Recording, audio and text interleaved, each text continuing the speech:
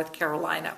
This is the third of 4 videos laying out a path to home ownership for home buyers and providing an overview of the home buying process. In the first video, we talked about step 1, which is the getting ready stage. In the second video, we talked about the second step, which is finding the perfect home. And we ended the second video with a woohoo, you're under contract. Hey, congratulations. The third step is the contract to close process. It's very easy to believe that once we find you the right house, a realtor's job is done. And in fact, nothing could be further than the truth. Once we go under contract for one of our home buyers, that's when my team swings into high gear. There are a large number of players who have to be coordinated. All the little duckies have to line up for you to have a smooth and successful closing. We think it's wonderful when at closing a home buyer turns to us and say, oh my gosh, that was so much easier than I thought it was going to be. I heard it was going to be complicated. Well, we feel it's part of our job to make that process as smooth as we can for you. But there's quite a bit of work behind the scenes that's necessary. And one of the first things you're going to see is we'll swing into high gear to have inspections done. It's the policy of the Francis Home team to have inspections done as quickly as possible, ideally within the first week that you're under contract.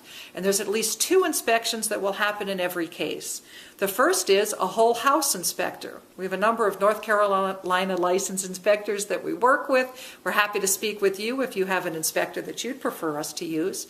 And that inspector is going to come in and look at everything in your house. They're going to make sure every electrical outlet works. They're going to run the dishwasher. They're going to run the water. They're going to run the shower and flush the toilet at the same time to check your water pressure. They're going to go up into the attic, check for any evidence of water damage or any issues with the attic. They're going to go into the crawl space to make sure everything is good with the house structurally, there's no standing water, etc. That's a gotta do inspection. Takes about an hour and a half to 2 hours. The second gotta do inspection is a termite inspection. Actually, it's a pest and wood destroying organisms inspection. They're going to look at any exposed wood. They're going to look at any evidence of termites or rot or funguses that can affect the integrity of the wood foundations of the house. North Carolina is a moderate to high termite area. It costs less than $100 and money could not be better spent. The last thing you want to do is purchase a house that's got a major termite or fungus issue going on. Those inspectors may recommend additional inspectors. The home inspector may look at the chimney and say, I'm concerned about the structural integrity of the chimney, or I'm concerned about creosote buildup, or I'm concerned about a crack. You should get a chimney specialist in. They might also see some evidence of uneven settling in the home and recommend that we have a structural engineer.